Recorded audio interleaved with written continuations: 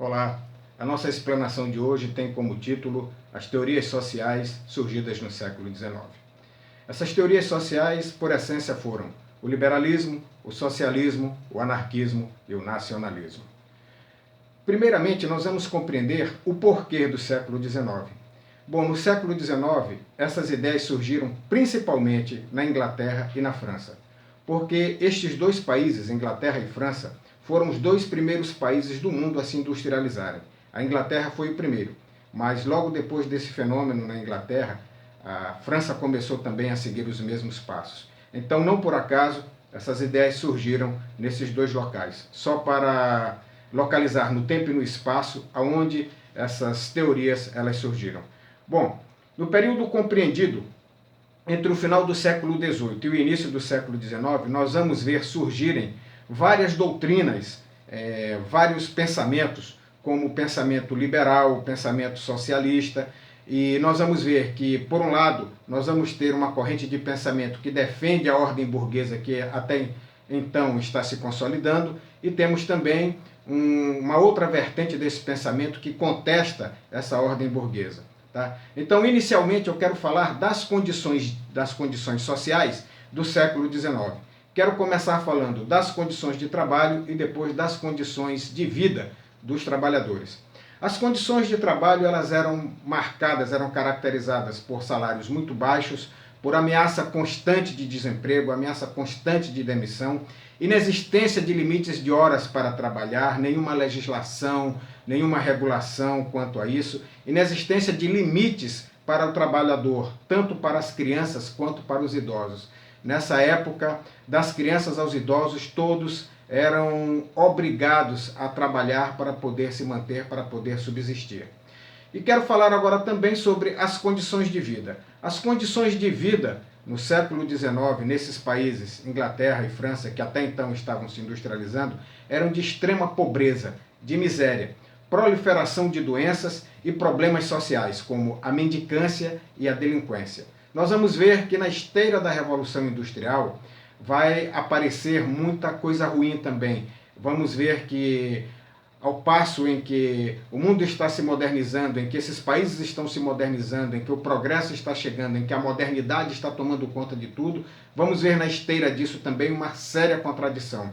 Muita miséria, muita marginalidade, vamos ver também nenhuma regulamentação para o trabalho, vamos ver superexploração e abundância para poucos e miséria para muitos. Então, o século XIX, mais notadamente, no final do século XVIII para o início do século XIX, nós vamos ver essas características muito fortes e muito duradouras nesses países, Inglaterra e França. Lembrando que a Inglaterra foi o primeiro país do mundo a se industrializar. A Revolução Industrial é um fenômeno inglês, só que não ficou retido na Inglaterra. Esse fenômeno ele ultrapassou fronteiras, chegou na França, chegou na Prússia, atual Alemanha, atravessou o Oceano Atlântico, chegou até os Estados Unidos, chegou ao Canadá, também foi até o Japão. Nós vamos ver que esse fenômeno ele é um fenômeno que teve um início, mas não tem um fim. Ele está permanentemente se modificando, em mutação o tempo todo. A modernidade está aí e nós não vamos voltar ao que éramos antes. Eu não estou aqui também querendo fazer uma idealização da pobreza, em dizer que a vida dos trabalhadores antes da Revolução Industrial era uma vida bucólica, era uma vida miserável. Eles viviam numa pobreza extrema também nos campos.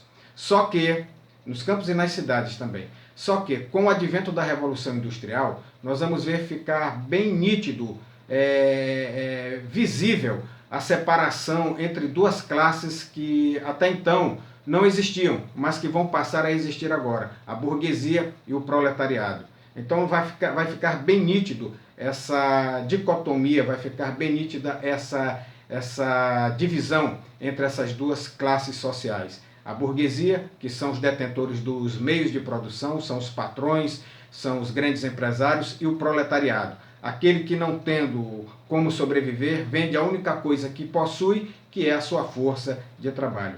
Então, as condições sociais no século XIX eram essas condições que eu falei aqui para vocês. Condições de trabalho extremamente duras, com salários muito baixos, com a ameaça constante de demissão, com a inexistência de limites para o trabalho das crianças e dos idosos. Lembrando que nessa época a mão de obra infantil era muito solicitada, era muito visada, porque as crianças, elas, pelo fato de serem mais fracas, elas estavam mais sujeitas à exploração que acontecia nesses primeiros momentos. Os pais dos operários modernos, eles sofreram muito, eles tinham uma condição análoga à condição da escravidão. E as crianças muitas vezes eram utilizadas para entrarem dentro de máquinas, para lubrificarem as máquinas. Nós vamos ter um altíssimo índice de crianças que perderam as mãos, perderam os braços e foram atirados na mendicância, porque não havia nenhum tipo de regulamentação trabalhista, nada que amparasse essas crianças. Então, os trabalhadores, os primeiros trabalhadores, os pais dos trabalhadores da era contemporânea, eles viviam nessa condição, análoga à condição da escravidão. Não tinham nenhum direito trabalhista, trabalhavam de segunda a sábado, sem direito a férias, muito menos férias remuneradas, sem direito a absolutamente nenhum tipo de regulamentação e ainda sob constante ameaça de desemprego.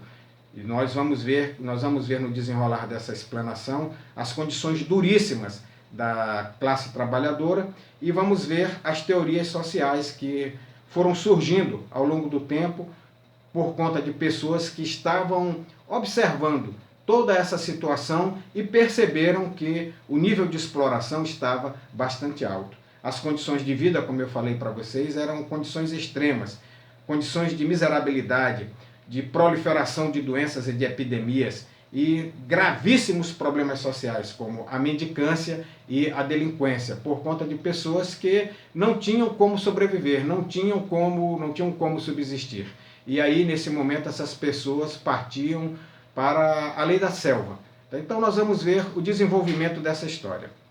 Vamos ver, primeiramente, o pensamento liberal. O pensamento liberal, ele se notabilizou por apoiar, por ser um pensamento que procurava justificar todo esse crescimento econômico e estar ao lado da burguesia. Então, as premissas do liberalismo foram formuladas por um pensador escocês chamado Adam Smith. Adam Smith viveu entre os anos de 1723 e 1790. Essencialmente, o liberalismo ele preconiza a liberdade de comércio, ele também prioriza a liberdade de produção, liberdade de contrato de trabalho, ou seja, salário e jornada, sem controle do Estado e também de sindicatos.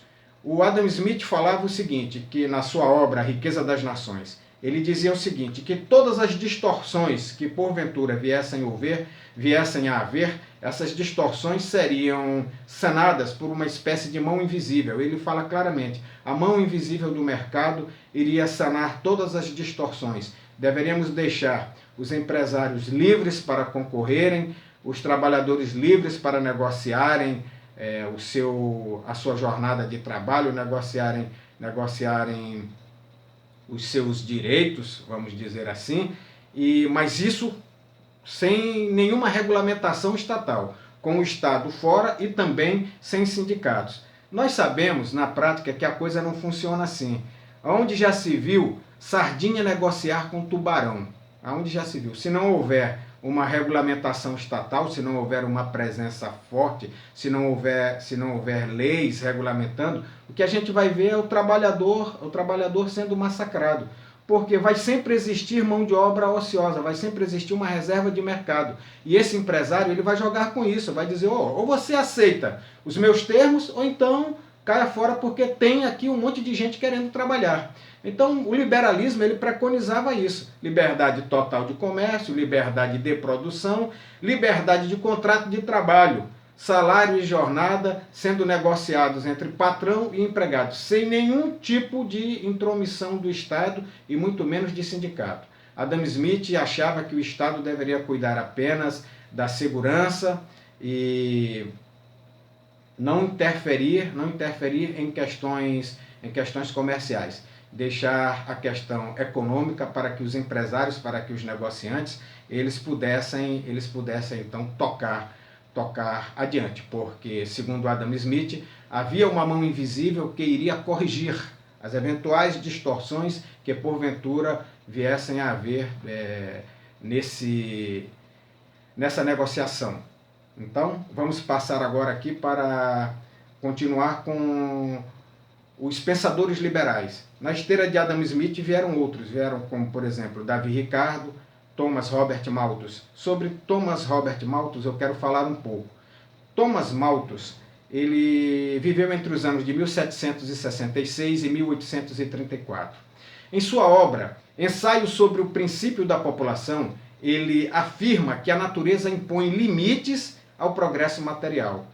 Ele afirma e defende a sua tese, que a natureza impõe limites ao crescimento material. Veja só, segundo Thomas Malthus, a população ela se reproduzia em progressão geométrica e a produção de alimentos em produção aritmética, 1, 2, 3, 4, 5. Então, não tinha como, segundo Thomas Malthus, não tinha como o progresso material ele ser ilimitado. A própria natureza impunha ao progresso material suas limitações, uma vez que a população crescia em PG, progressão geométrica, e a produção de alimentos em PA, progressão aritmética. Na esteira desse pensamento de Thomas Malthus, veio a lei dos pobres. Mas antes que eu fale dessa lei dos pobres, eu quero ainda falar um pouco sobre Thomas Malthus.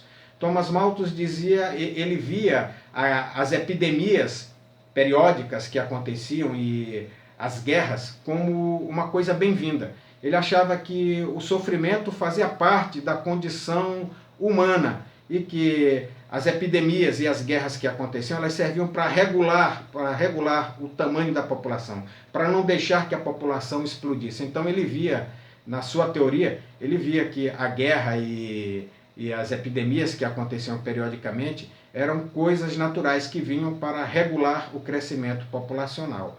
Esse era o pensamento de Thomas Malthus. Eu posso até imaginar que talvez ele achasse que guerras e epidemias fossem uma coisa benfazeja. É só aqui um exercício de reflexão. Logicamente que ninguém em sã consciência acha que isso seja uma coisa boa. Mas na sua teoria, ele preconizava que tanto as epidemias que aconteciam periodicamente quanto as guerras que ocorriam também de forma periódica serviam para regular o crescimento populacional. Hoje nós vemos que o problema não é o crescimento populacional. O problema é a má distribuição das riquezas. Existe uma minoria que tem de tudo e que estraga, que desperdiça, e uma maioria que não tem absolutamente nada. Mas o Malthus ele não conseguia ver a coisa por essa ótica. Ele via que a população crescia em progressão geométrica, ao passo que a produção de alimentos crescia em progressão aritmética. Então, segundo ele, em um determinado momento iria haver um colapso. Tá? Iria haver um colapso muito grande. Na esteira desse pensamento de Thomas Robert Malthus, surge então a Lei dos Pobres, que é votada pelo parlamento inglês em 1834. Todas as pessoas desempregadas eram recolhidas para as casas de trabalho, casas essas chamadas de workhouses. Essas casas de trabalho tiravam boa parte dos miseráveis das ruas. Ela maquiava, tirava boa parte das pessoas que estavam em condição de miséria das ruas. E encerravam essas pessoas em casas sinistras, onde essas pessoas elas eram adestradas para virem a ser, posteriormente, mão de obra barata em uma fábrica. Tanto é que os empresários, os donos de fábricas, eles buscavam mão de obra nessas workhouses, principalmente mão de obra infantil. Porque o trabalho infantil ele era extremamente depreciado, muito mais do que o trabalho de um adulto. As crianças não recebiam salário, elas trabalhavam cerca de 12 a 14 horas por dia, de segunda a sábado, sem direito a descanso, nem a intervalos, nem a férias remuneradas, nada disso, nenhuma regulamentação. E essas crianças trabalhavam apenas em troca de alojamento e de comida. Então, essas crianças eram muito requisitadas para trabalharem nas indústrias. Além do que também essas crianças trabalhavam em minas de carvão, já que o carvão era o grande combustível que abastecia as máquinas durante a segunda fase da Revolução Industrial.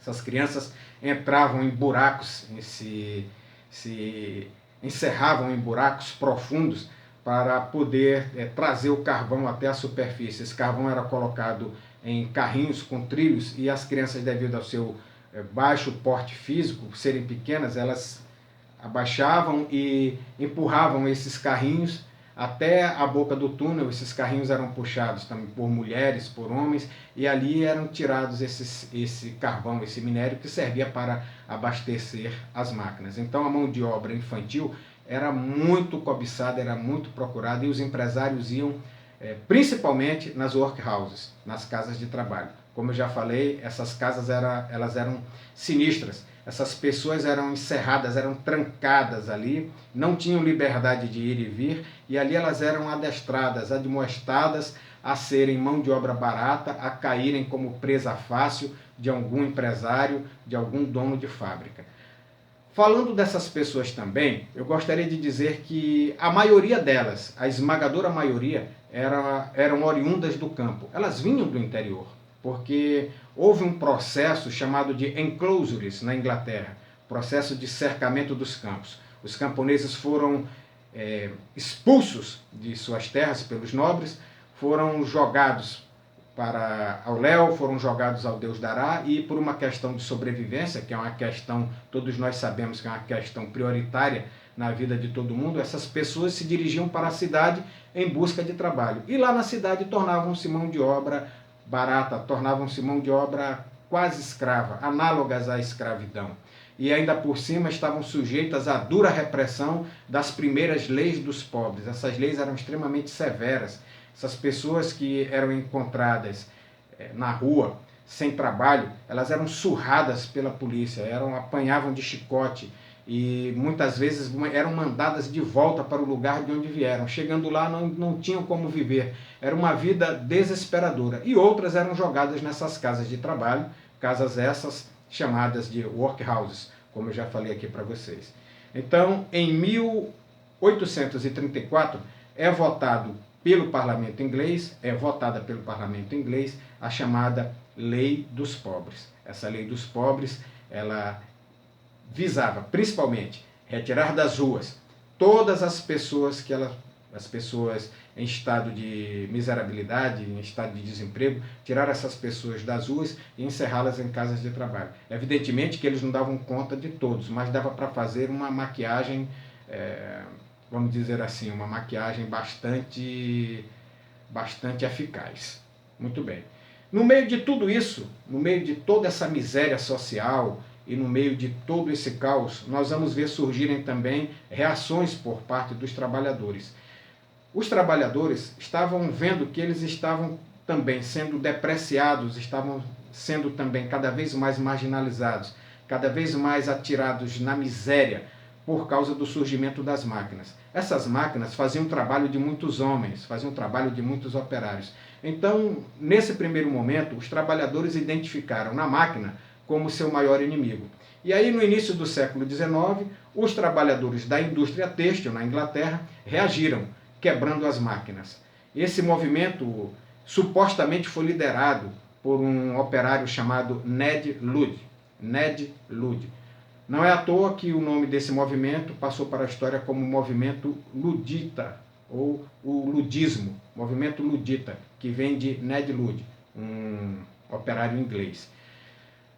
Os empresários ficaram horrorizados e acionaram o governo, logicamente, e o governo reprimiu de forma feroz, extremamente violenta, os quebradores de máquina. Os luditas foram ferozmente reprimidos pelo governo, como passaram a sofrer pena de morte.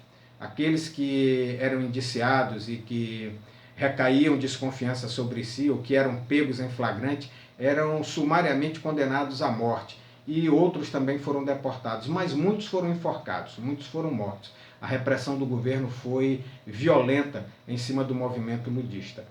Vamos ver que no meio de toda essa celeuma, no meio de todo esse problema social, irão surgir alguns pensadores que vão analisar o que está acontecendo.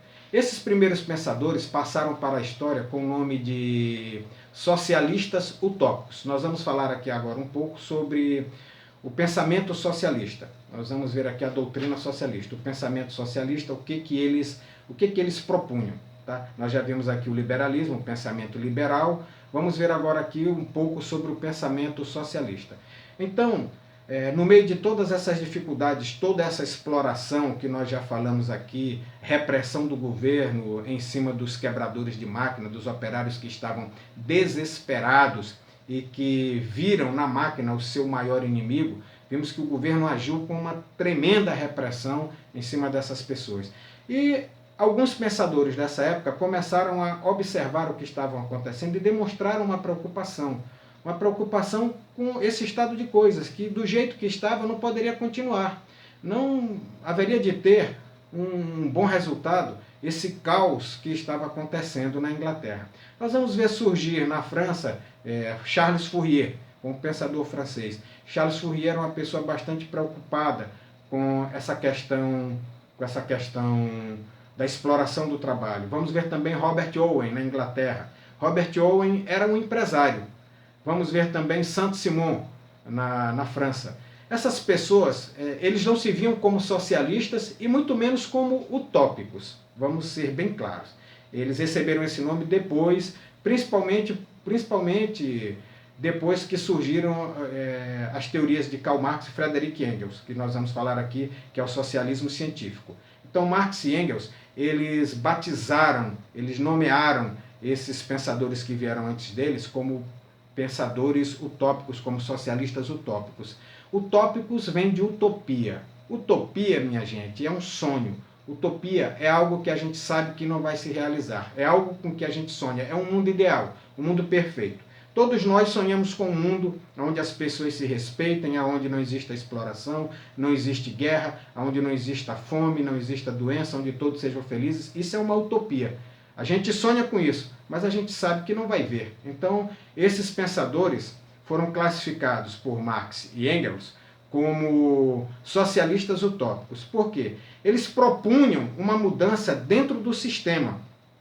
Eles propunham, aliás, não uma mudança, mas várias mudanças, várias reformas. E, além de tudo, eles apelavam também para o bom coração dos empresários, apelavam para que houvesse, por parte desses empresários, desses capitalistas, houvesse caridade, houvesse por parte deles uma iniciativa de olharem o sofrimento dos outros, de prestarem atenção que as pessoas estarem sofrendo, estenderem a mão, diminuírem um pouco a sua margem de lucro para atender às necessidades das pessoas. E nós sabemos que a coisa não funciona assim.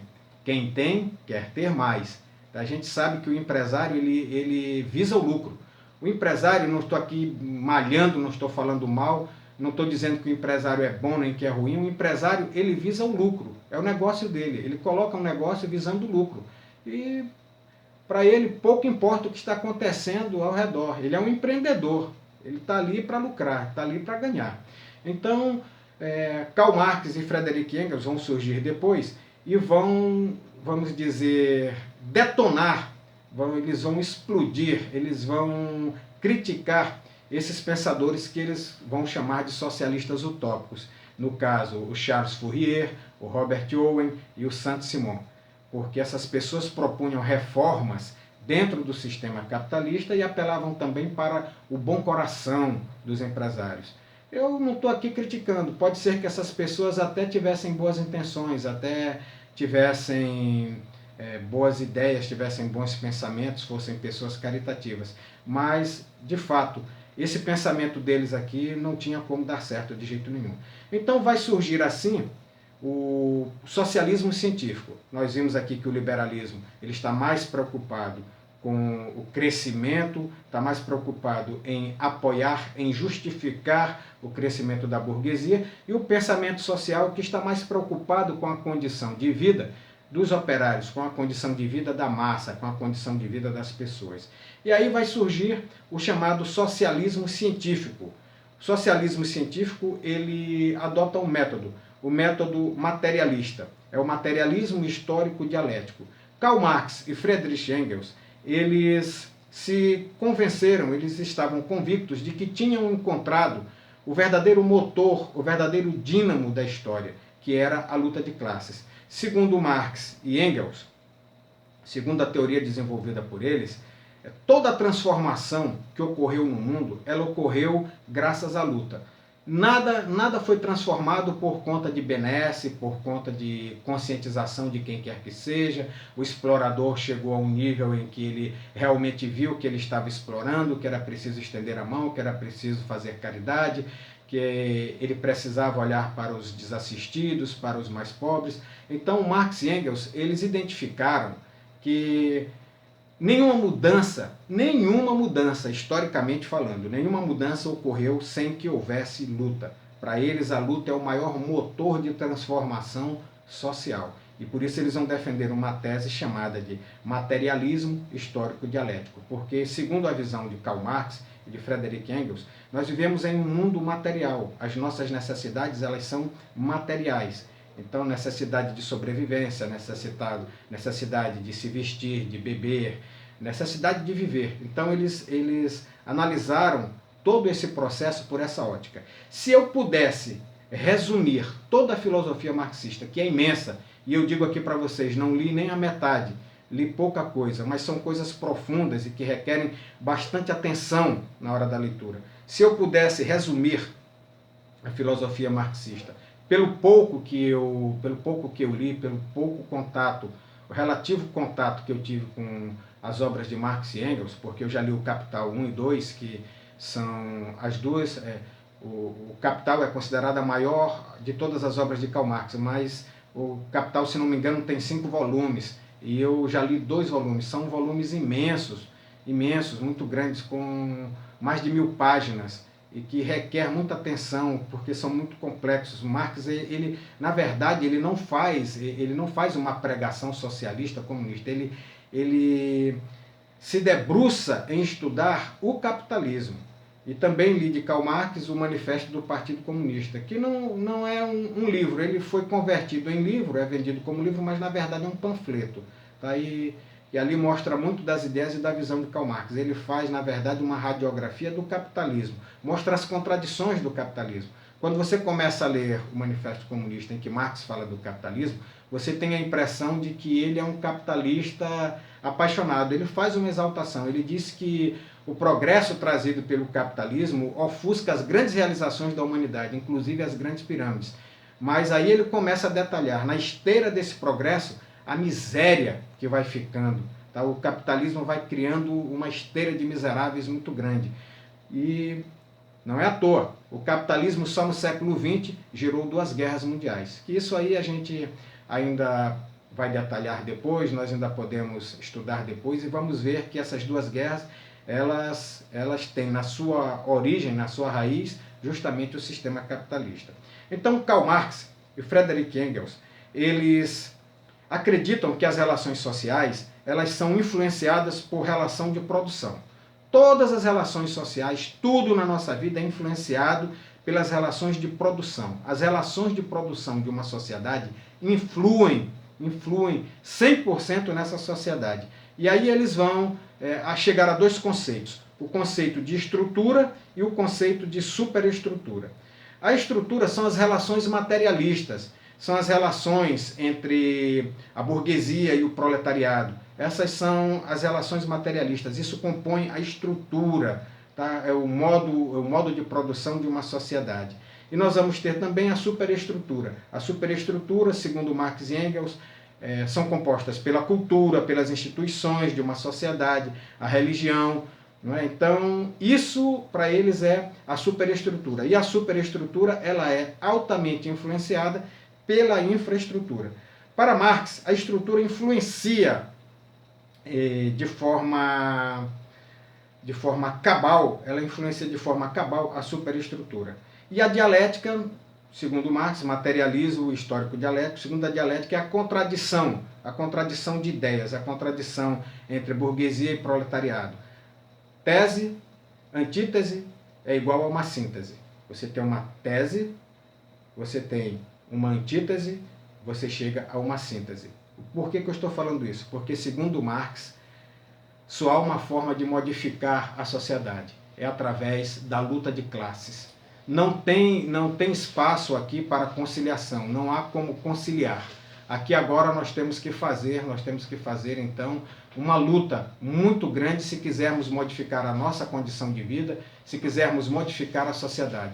Segundo Marx e Engels, a luta é o maior motor de transformação da sociedade.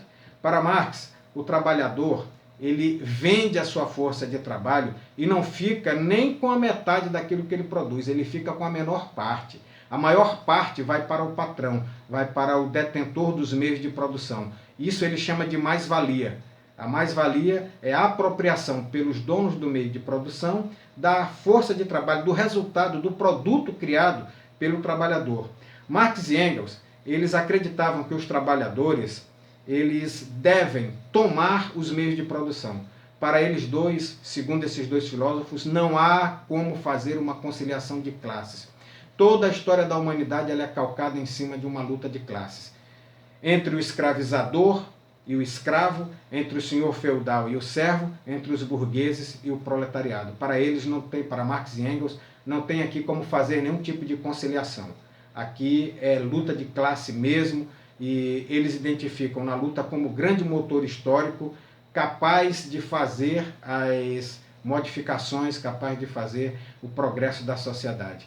Segundo Marx e Engels, nenhuma lei trabalhista foi conseguida por doação, por benesse, tudo foi ganho na base da luta. As mulheres, elas não tiveram direito de voto porque ficaram caladinhas no seu canto, esperando, e alguém teve a bondade de fornecer a elas, de garantir a elas o direito de votar, a emancipação feminina. Então, segundo Karl Marx e Friedrich Engels, segundo os marxistas, né, a luta de classes, a luta é o grande motor de transformação da sociedade.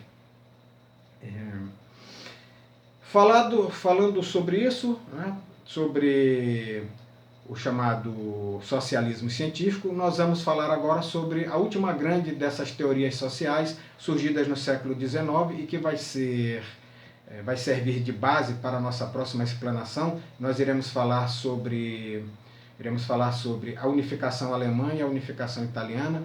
Vamos ver como esses dois países, Alemanha e Itália, se tornaram países realmente, e vamos ver que o nacionalismo vai ter um papel preponderante na formação da Itália e da Alemanha, tá? na formação enquanto país de Itália e Alemanha. Mas, para nós encerrarmos, vamos falar aqui desses pensamentos surgidos no século XIX, brevemente sobre o nacionalismo. O nacionalismo ele parte do princípio de que um povo ele tem o direito de se autogovernar e exercer a sua soberania dentro de um território. O nacionalismo preconiza que um povo tem o direito de se autogovernar e de exercer a sua soberania plena dentro de um território, sem a interferência de nenhum país estrangeiro, sem a interferência de nenhuma superpotência que seja.